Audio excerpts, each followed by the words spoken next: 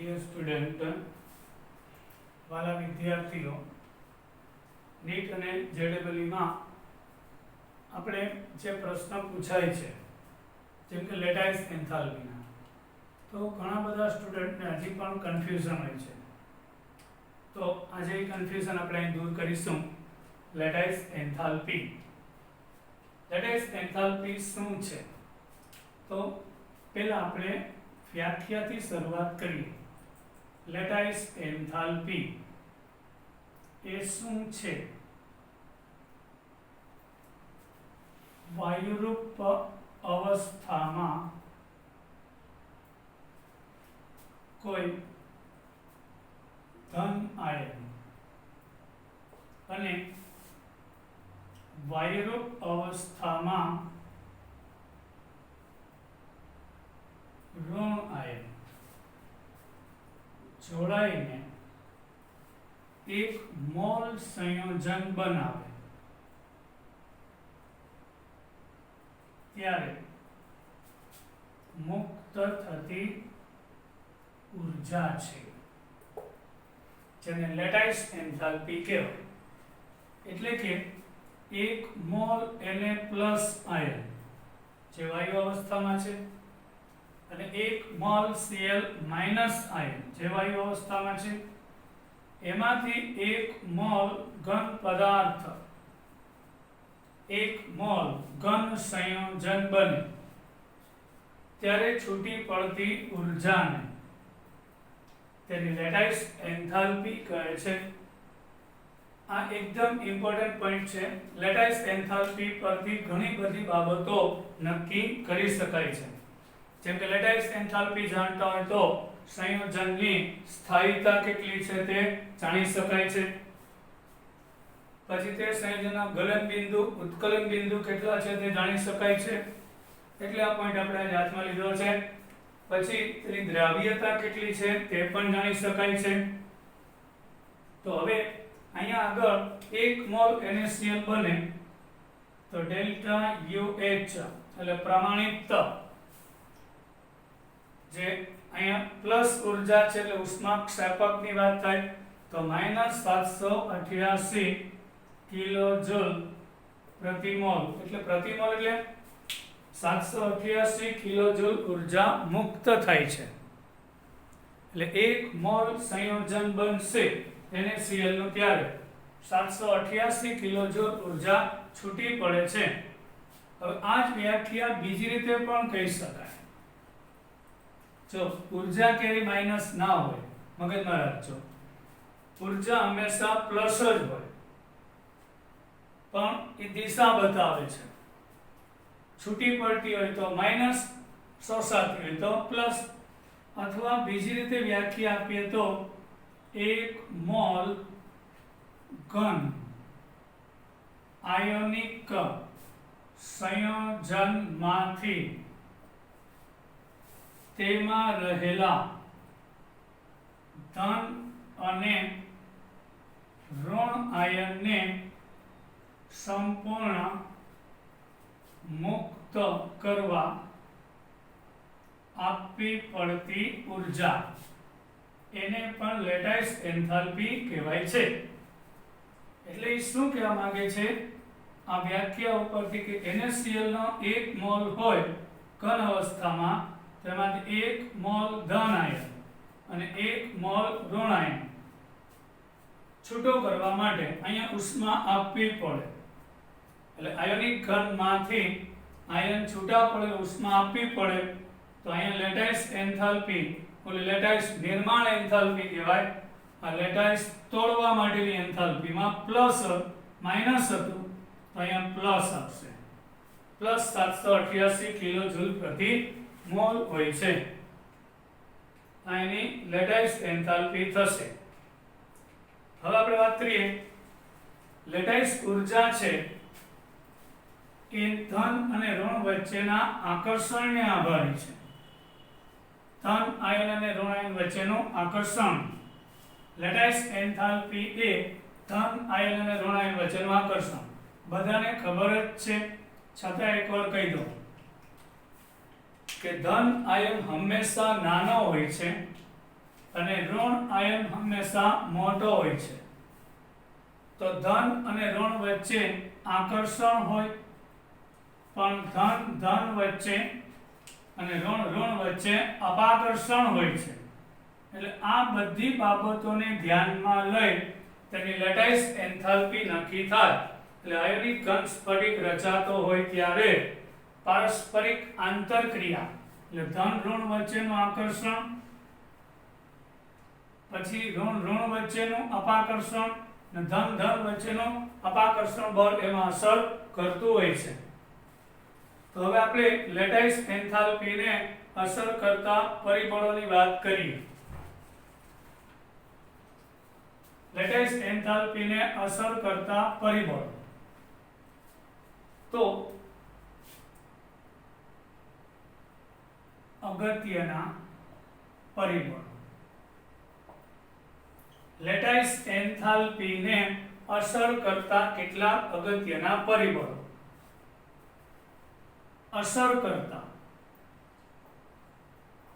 અગત્યના પરિબળ એમાં પહેલું છે, જો ધન આયન અને ઋણ આયન બેયનું કદ સમાન હોય તો તે સ્ફટિક વધુ મજબૂત બનશે અને વધુ ઋણ ઉર્જા મુક્ત થશે. એટલે જો ધન આયન, યાદ રાખજો આ બધી ટ્રીક ચાલુ થાય છે, જો ધન આયન અને ઋણ આયન નું કદ સમાન હોય તો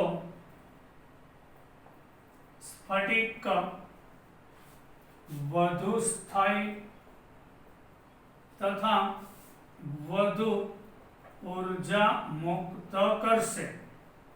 મતલબ કે ધન અને ઋણ વચ્ચે આકર્ષણને કારણે વધારે ઊર્જા ઉત્પન્ન થશે. બીજું પરિબળ છે ધન અને ઋણ વચ્ચેનું આકર્ષણ. અહીંયા કદની વાત છે, એટલે કે ધન આયન અને ઋણ આયનનું કદ લગભગ સમાન હોવું જોઈએ, તો આવો સ્ફટિક વધુ સ્થાયી હશે. યાદ રાખજો. અને વધુમાં વધુ ઉર્જા મુક્ત થાય તો એની લેટાઇસ એન્થાલ્પી વધારે હોય છે. જો આયનનો વીજભાર વધુ હોય તો મજબૂત સ્ફટિક રચાય અને વધુ ઉર્જા મુક્ત થાય. આયનનો વીજભાર એટલે બંને આયનની વાત છે, ધન અને ઋણ વધુ તેમ લેટાઇસ ઉર્જા વધુ, એટલે વધુ ઉર્જા મુક્ત થશે. ધન આયનનો ધન વીજભાર મોટો હોવો જોઈએ, ઋણ આયનનો ઋણ વીજભાર મોટો હોવો જોઈએ, તો તે સ્ફટિક વધારે સ્થાયી હશે. ધન આયનનો ધન ભાર અને ઋણ આયનનો ઋણ ભાર મોટો હોવો જોઈએ. ત્રીજો પોઈન્ટ છે એક સંયોજક અને એક સંયોજક. એટલે એક સંયોજકતા વાળો ધન આયન અને એક સંયોજકતા વાળો ઋણ આયન વચ્ચે જે સ્ફટિક રચાય છે એના કરતા એક સંયોજક અને દ્વિસંયોજક વચ્ચે જે સ્ફટિક રચાય એની લેટાઇસ ઉર્જા વધારે હોય છે. MgCl2 લઈ શકાય. અહીંયા મેગ્નેશિયમનો વીજભાર +2 એટલે દ્વિસંયોજક, ક્લોરીનનો -1 એટલે એક સંયોજક. એટલે એક સંયોજક અને દ્વિસંયોજક વચ્ચેનો બંધ વધારે મજબૂત હોય, લેટાઇસ ઉર્જા વધારે હોય. એના કરતા દ્વિસંયોજક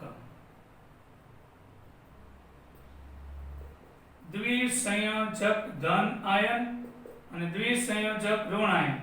આપણે મેગ્નેશિયમ ઓક્સાઇડ લઈ લઈએ, માં બેની સંયોજકતા 2 છે, તો આ સ્ફટિકની લેટાઇસ ઉર્જા વધારે હોય છે. હવે લેટાઇસ ઉર્જાનું મૂલ્ય જેટલું વધારે એટલો જ સ્ફટિક વધારે સ્થાયી હશે.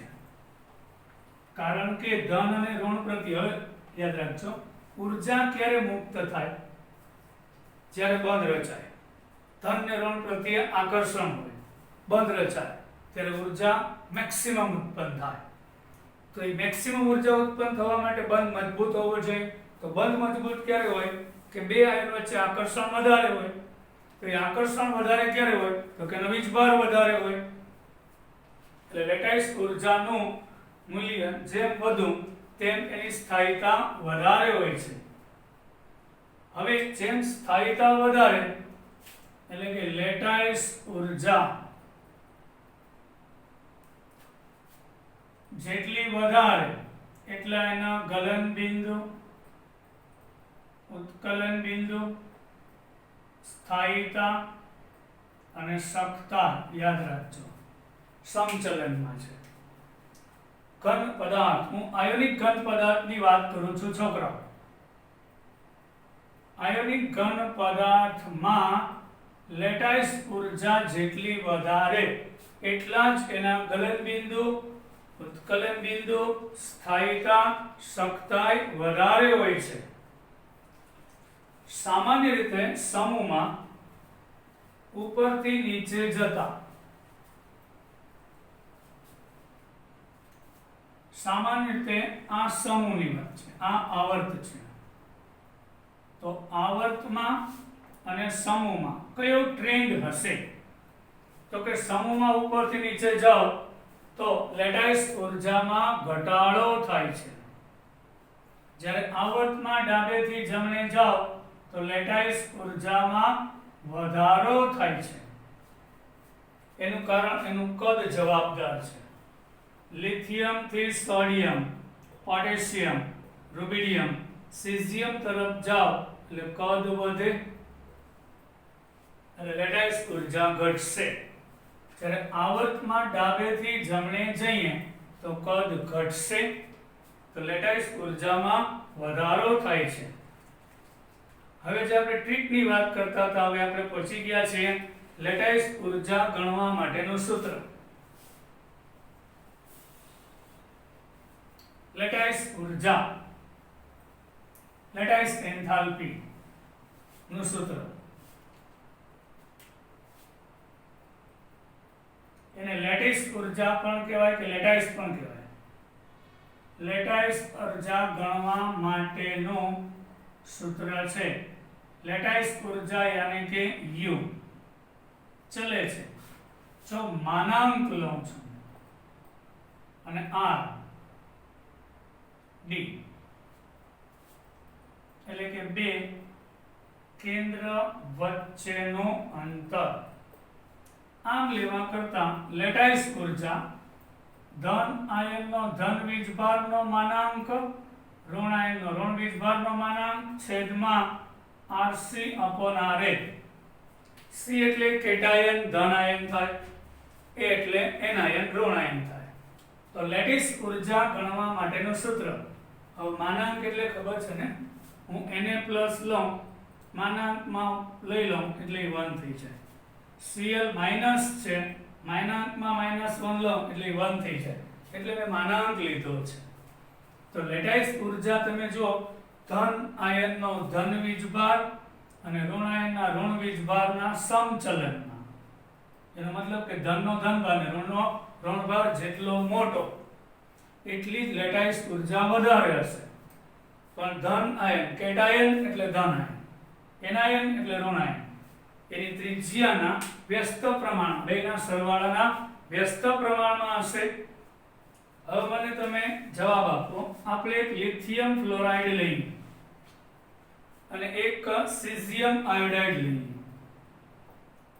હવે આવા ક્વેશ્ચન બહુ પૂછાય, તમે ચેક કરજો.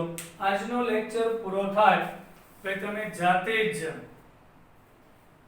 નક્કી કરશો કે આ તમે JEE નીટ ની બધી જે એક્ઝામ લેવાઈ ગઈ છે અને રેફરન્સ બુકમાંથી લેટાઈસ ઉર્જાના પ્રશ્ન આજે ગોતીને કરી નાખજો.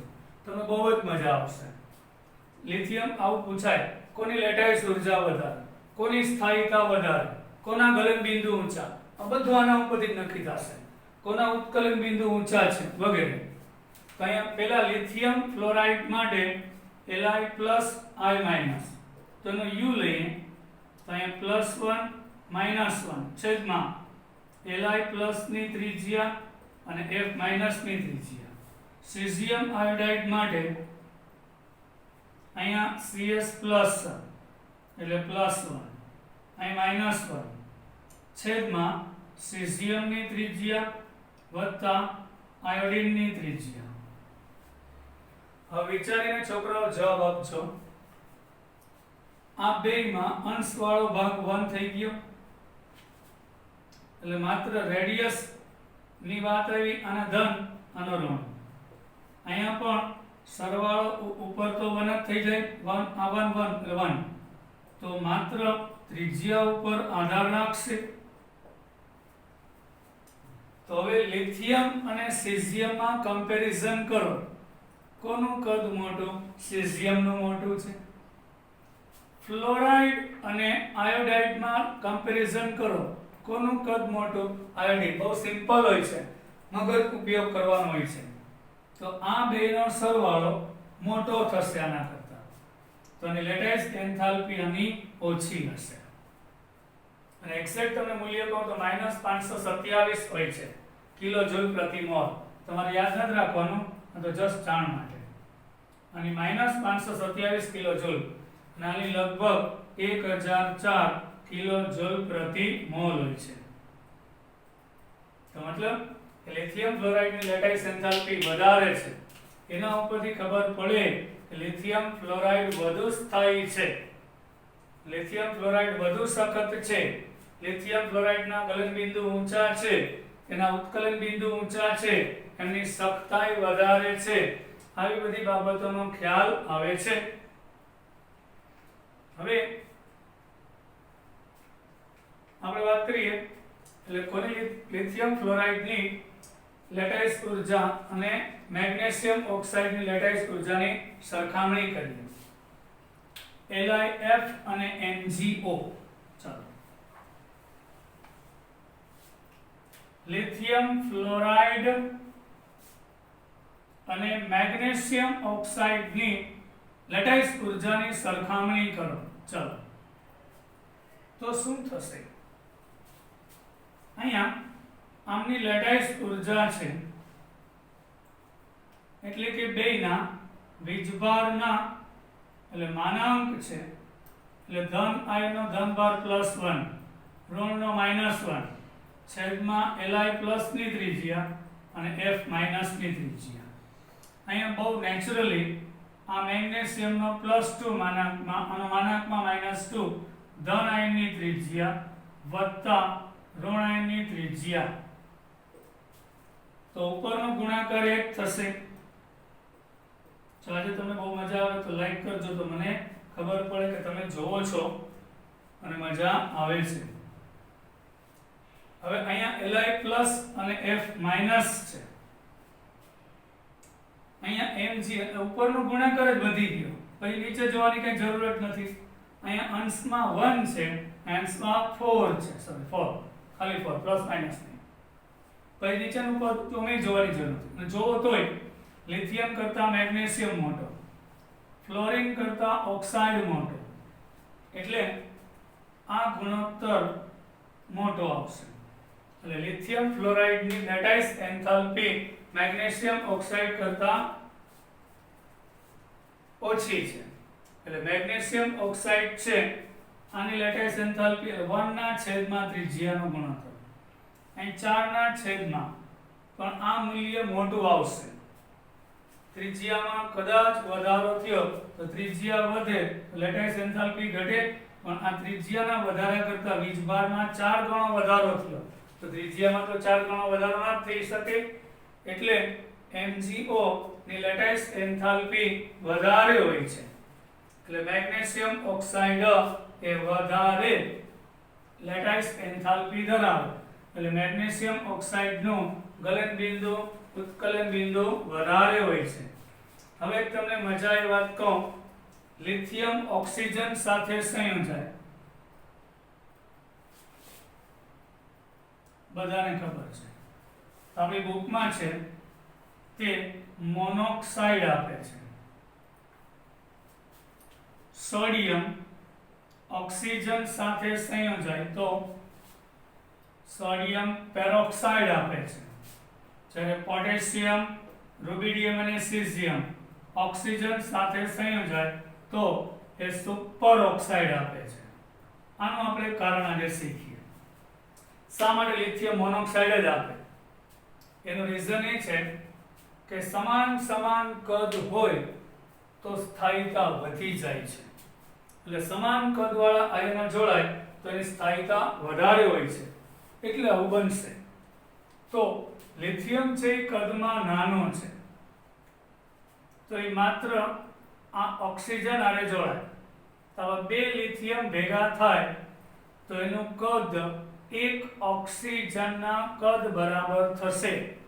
એટલે આ બે ધન આયનનું કદ અને આ ઓક્સાઇડનું કદ સમાન થશે, માટે લિથિયમ મોનોક્સાઇડ થાય છે. એટલે લિથિયમ છે એ પેરોક્સાઇડ ન આપી શકે. સમજાય ને? આ ધન આયન બેનો થઈને કદ એક ઓક્સાઇડના કદ જેટલું થાય છે. સોડિયમ છે એ પેરોક્સાઇડ આપે તો કારણ એ છે કે સોડિયમનું કદ લિથિયમ કરતા વધી જાય.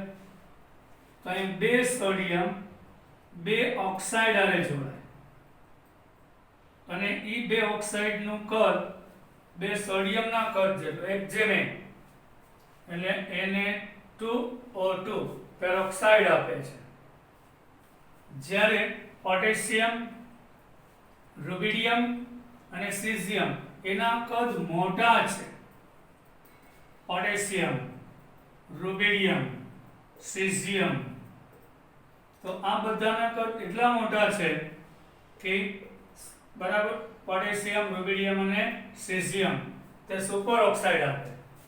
એટલે બે ઓક્સિજનનો થઈને કદ પોટેશિયમ જેટલું, કમ્પેરેટિવલી ઓક્સિજન જેટલું, અહીં બે ઓક્સિજન જેટલું થાય. એટલે કદને બેલેન્સ કરવા માટે, એટલે જ્યારે ધન આયન ઋણ આયન, હવે સમજાઈ ગયું હશે કે જ્યારે ધન આયન ઋણ આયનના કદ લગભગ સમાન થાય આ ટ્રીક હતી, એટલે એની સ્થાયિતા હોય છે. લિથિયમ પેરોક્સાઇડ સ્વરૂપે સ્થાયી ન હોય, કારણ કે ધન અને ઋણના કદ એટલે ટોટલ ધન આયન અને ટોટલ ઋણ આયનના કદ સમાન થવા જોઈએ. તો આવા સ્ફટિકની સ્થાયિતા વધારે હોય છે. એટલે લિથિયમ ફક્ત મોનોક્સાઇડ આપે, સોડિયમ છે પેરોક્સાઇડ આપે, જ્યારે પોટેશિયમ, રૂબિડિયમ અને સીઝિયમ શું આપે છે? સુપર ઓક્સાઇડ આપે છે. હવે વાત કરીએ બેરિલિયમ, મેગ્નેશિયમ, એની વાત કરીએ.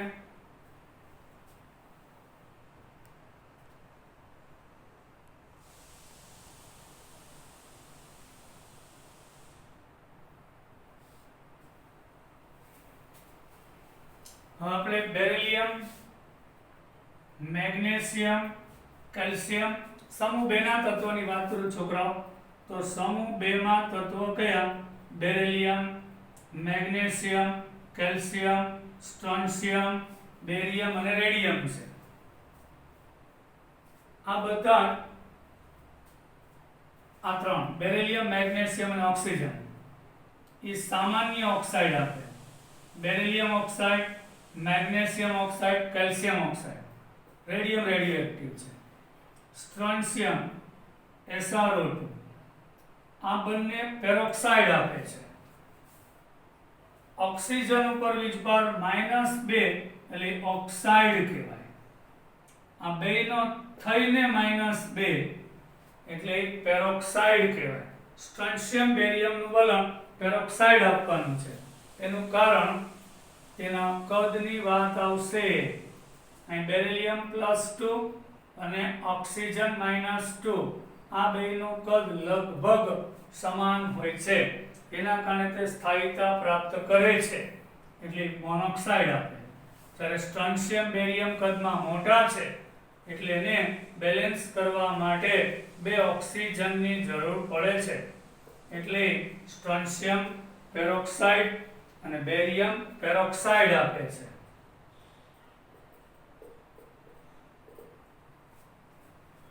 હવે તમને એક નવો શબ્દ શીખવાડીશ છોકરાઓ, વીજભાર ઘનતા,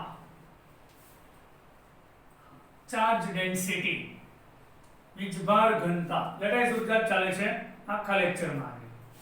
વીજભાર ઘનતા શું છે? તો કે સંયોજનનો વીજભાર એના છેદમાં એનું કદ. વીજભાર ઘનતા એટલે કે વીજભાર ધન કેરોન અને છેદમાં એનું કદ, એને વીજભાર ડેન્સિટી કહેવાય છે. હવે બીજી રીતે આપણે જોઈએ તો લિથિયમ માટે વાત કરીએ તો લિથિયમમાં વીજભાર +1 છે અને કદ નાનું છે, એટલે Li+ ની વીજભાર ઘનતા ખૂબ જ મોટી મળશે. +1 કદ એટલે વીજભાર ઘનતા ખૂબ જ વધી જાય છે. એટલે વીજભાર ઘનતા વધારે હોવાથી એ એક ઓક્સિજનને એલાઉડ કરશે જોડાવા માટે, કારણ કે એટલી બધી વીજભાર ઘનતા છે, મતલબ કે એનો ધનભાર એટલો બધો સ્ટ્રોંગ છે કે એક ઓક્સિજનને એલાઉડ કરશે, આ ઓક્સિજનને બીજા સાથે જોડાવાની ના પાડશે. જેમ વીજભાર ઘનતા ઓછી એટલે તે જેની સાથે જોડાતો હોય એને બીજા સાથે જોડાવાની મનાય, એની વીજભાર ઘનતા થઈ.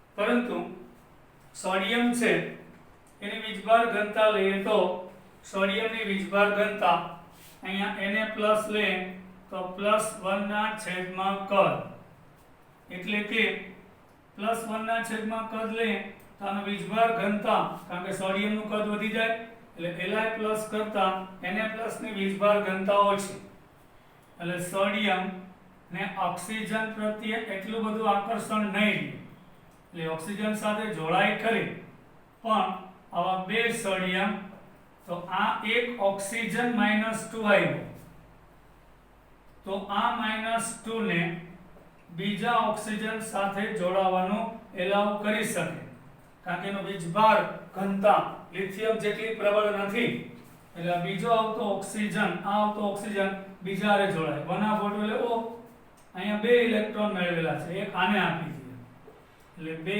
એક એક મેળવેલા થઈ અને પછી આ રીતે જોડાય અને સોડિયમ પેરોક્સાઇડ આપશે. કારણ કે વીજભાર ઘનતા ઘટતી જાય એટલે જેની હારે જોડાય છે એની બીજા સાથે જોડાવાનું છૂટ આપવી જ પડે. હવે જ્યારે વાત કરશું આપણે પોટેશિયમ, રુબિડિયમ અને સીઝિયમ, સમજાય કે વીજભાર ઘનતા. હવે પોટેશિયમ પછી આવશે રુબિડિયમ અને સીઝિયમ.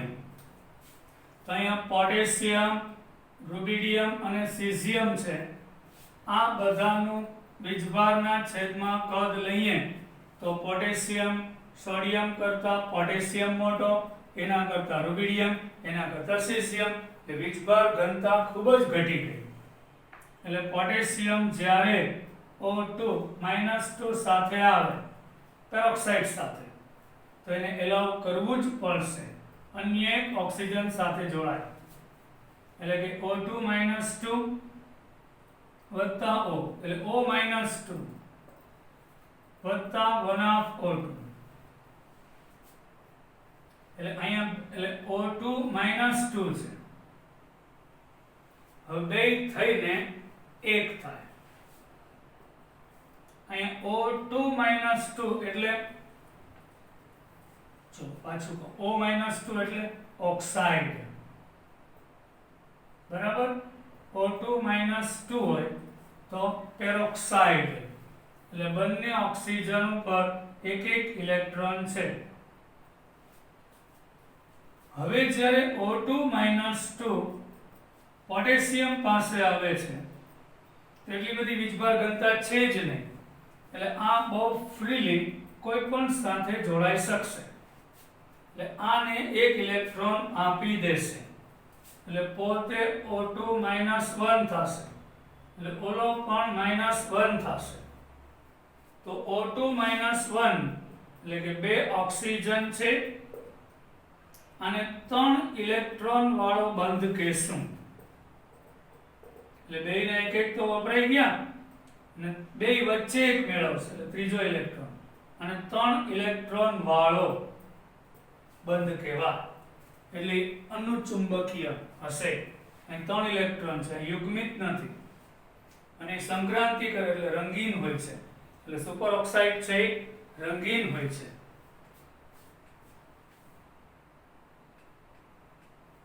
હવે O2 - 2 અને 2 વડે ગુણી નાખો તો વધારે પરફેક્ટ સમજાશે. અહીં 2O2 પ્લસ O2 તો અહીં O2 માઇનસ પ્લસ O2 લ્યો તો એક ઇલેક્ટ્રોન એ ટ્રાન્સફર થાય O2 - 1 O2 - 1 તો પણ થઈ શકે. એટલે O2 - 2 O2 આરે જોડાય તો પણ 2 O2 માઇનસ બને. આ અયુક્ત 3 ઇલેક્ટ્રોન વાળો બંધ કહેવાય. એટલે બેયના થઈને એક મેળવેલો છે, અનુચુંબકીય છે. હવે ઊર્જા મેળવે ઉત્તેજિત થાય એટલે રંગીન દેખાશે. એટલે આવા સંયોજનો રંગીન દેખાય છે. હવે આપણે વાત કરીએ રંગની વાત કરતા હતા તો Li2O લિથિયમ મોનોક્સાઇડ અને સોડિયમ પેરોક્સાઇડ પીળો રંગ આપે છે. KO2 સુપરઓક્સાઇડ, પોટેશિયમ સુપરઓક્સાઇડ, રૂબિડિયમ સુપરઓક્સાઇડ અને સીઝિયમ સુપરઓક્સાઇડ નારંગી, બદામી અને નારંગી, બદામી અને નારંગી રંગ આપશે. એનું કારણ બોલો. આ KO2 માં K પ્લસ અને બે O2 નો થઈને -1 બે નો થઈને એટલે અહીંયા એક્ચ્યુઅલી 3 ઇલેક્ટ્રોન એક જ બંધમાં છે તો એક વધારાનો છે એ સંક્રાંતિ કરશે. એટલે બેયના ભાગે તો -1 જ છે, ટોટલ -1 છે. એના કારણે નારંગી. આ બદામી, સીઝિયમ સુપરઓક્સાઇડ નારંગી દેખાય. સોડિયમ પેરોક્સાઇડ છે એમાં વિચાર આવે એમાં ક્યાં એકે ઇલેક્ટ્રોન અયુગ્મિત છે, એમાં તો બધા જ ઇલેક્ટ્રોન યુગ્મિત છે તો પણ કેમ તે રંગીન દેખાય છે? તેનું કારણ એ છે કે સોડિયમનો સુપરઓક્સાઇડ હોય એમાં થોડા ઘણા અંશે NaO2 સોડિયમ પેરોક્સાઇડમાં થોડો સોડિયમ સુપરઓક્સાઇડની અશુદ્ધિ હોય છે એટલે તે નારંગી દેખાય છે. હવે સમૂહ 1 માં સામાન્ય ઓક્સાઇડ રંગહીન અને પ્રતિચુંબકીય હોય છે. સમૂહ 1 ના ઓક્સાઇડ લ્યો તો એ રંગવિહીન અને પ્રતિચુંબકીય હોય છે. તો સમૂહ 1 ના ઓક્સાઇડમાં ક્યાં આવે? Na2O, Li2O, લિથિયમ, પછી સોડિયમ, આ બધા એના સામાન્ય ઓક્સાઇડ કહેવાય. જનરલી પેરોક્સાઇડ વધુ સ્થાયી હોય, એના જે સામાન્ય ઓક્સાઇડ હોય ને ઓક્સાઇડ શબ્દ વાપર્યો છોકરો. ઓક્સાઇડનો મતલબ થાય -2. O2 ઉપર -2 હોય તો બોલો પેરોક્સાઇડ અને O2 ઉપર -1 હોય તો સુપરઓક્સાઇડ કહેવાય. હું ઓક્સાઇડ કહું છું. એટલે સાદા ઓક્સાઇડ છે એ બધા જ રંગવિહીન હોય છે અને બધા ઇલેક્ટ્રોન યુગ્મિત હોવાથી તે પ્રતિચુંબકીય હોય છે. હવે આપણે એક પ્રશ્નનો જવાબ આપો. Sodium fluoride, magnesium oxide, calcium oxide, magnesium oxide, sodium fluoride, calcium oxide અને સ્ટ્રોન્શિયમ ઓક્સાઇડ આપેલું હોય તો આ બધામાં કોની લેટાઇસ ઊર્જા વધારે હશે? ચાલો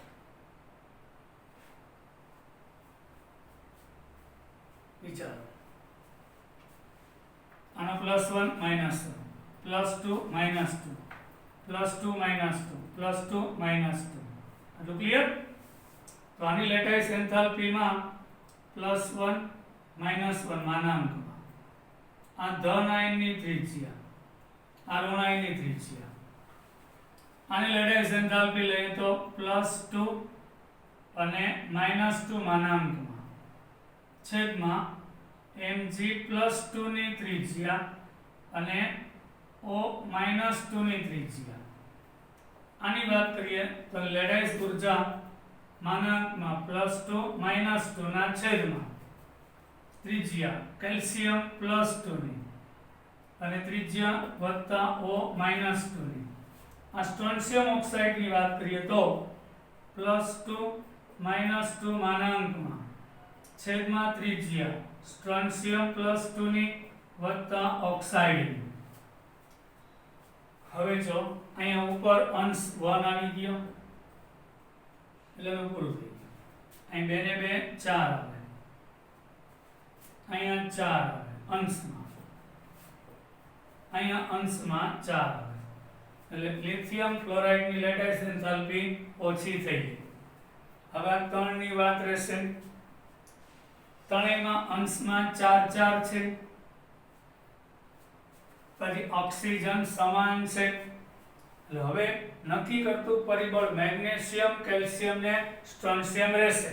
તો સમૂહ 2 માં કેલ્શિયમ, મેગ્નેશિયમ, કેલ્શિયમ પછી સ્ટ્રોન્શિયમ આવે તો મેગ્નેશિયમ કરતા કેલ્શિયમ, કેલ્શિયમ કરતા સ્ટ્રોન્શિયમ મોટું. તો આ જે સ્ટ્રોન્શિયમ વાળું મોટું છે તો લેટાઇસ એન્થાલ્પીના વ્યસ્ત પ્રમાણ એટલે સ્ટ્રોન્શિયમ ઓક્સાઇડ ની લેટાઇસ એન્થાલ્પી ઓછી. આ ત્રણ સોડિયમ ફ્લોરાઇડ ની ઓછી, એનાથી વધારે સ્ટ્રોન્શિયમ ઓક્સાઇડ, પછી એનાથી વધારે કેલ્શિયમ ઓક્સાઇડ થશે. કારણ કે આનું કદ આના કરતા નાનું છે. આ મોટું કદ લેટાઇસ એન્થાલ્પી વધુ નાની, આ નાનું કદ લેટાઇસ એન્થાલ્પી આના કરતા મોટી એટલે ભાગાકાર આના કરતા આનો મોટો આવશે. હવે મેગ્નેશિયમ છે એ કદમાં એનાથી પણ નાનો છે એટલે કદ નાનું, લેટાઇસ એન્થાલ્પી મોટી એટલે સ્ટ્રોન્શિયમ ઓક્સાઇડ કરતા કેલ્શિયમ અને કેલ્શિયમ કરતા મેગ્નેશિયમ ઓક્સાઇડ ની લેટાઇસ એન્થાલ્પી વધારે હોય છે, જે તમે જોઈ શકો છો.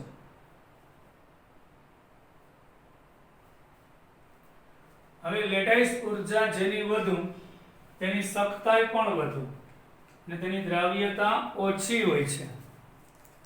જેની લેટાઇસ એન્થાલ્પી વધુ એની સખ્તાઈ વધુ, એની દ્રાવ્યતા ઓછી હોય છે.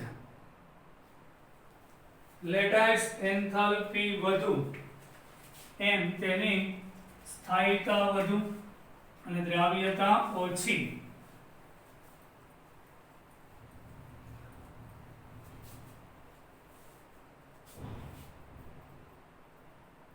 લેટાઇસ એન્થાલ્પી વધુ તેમ એની સખ્તાઈ વધુ,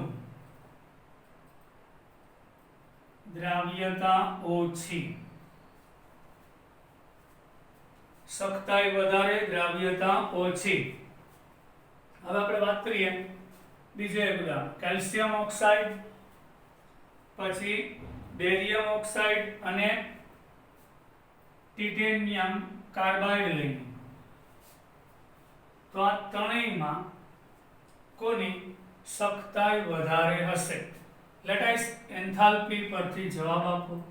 +2 -2 +2 -2 કાર્બન -4 આ +4.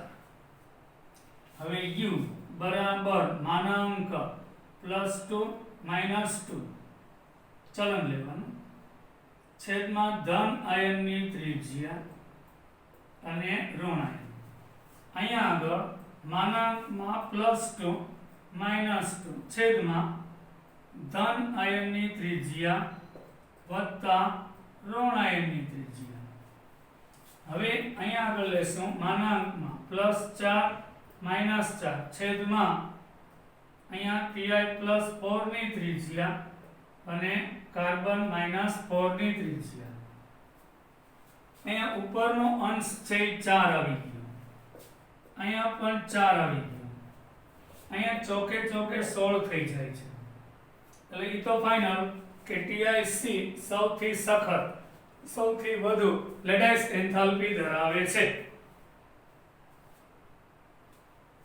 હવે સમૂહમાં ઉપરથી નીચે જાઓ એટલે કેલ્શિયમ પછી બેરિયમ આવે. તો આ બેમાં અંશ સરખો છે એટલે ત્રિજ્યા જોવી પડશે. તો કેલ્શિયમ અને બેરિયમમાં બેરિયમ મોટો છે એટલે આની લેટાઇસ એન્થાલ્પી ઓછી હશે. એટલે બેરિયમ ઓક્સાઇડની લેટાઇસ એન્થાલ્પી ઓછી હશે અને એનાથી વધારે કેલ્શિયમ ઓક્સાઇડની હશે. બેરિયમ ઓક્સાઇડ કરતા કેલ્શિયમ ઓક્સાઇડ કરતા ટાઇટેનિયમ કાર્બાઇડ એની લેટાઇસ એન્થાલ્પી વધારે હશે. લેટાઇસ એન્થાલ્પી વધારે હોય તેમ તેની દ્રાવ્યતા પણ વધારે હોય છે. બધા છોકરાઓને મજા આવી હશે? બરાબર, મને આન્સર આપજો. આજે રોજ તમને નવા ટ્રિક્સ સાથે નવા પોઈન્ટ કરાવીશ. નેક્સ્ટ લેક્ચરમાં દ્રાવ્યતાથી શરૂ કરશું. આજે રાખીએ. જય હિન્દ.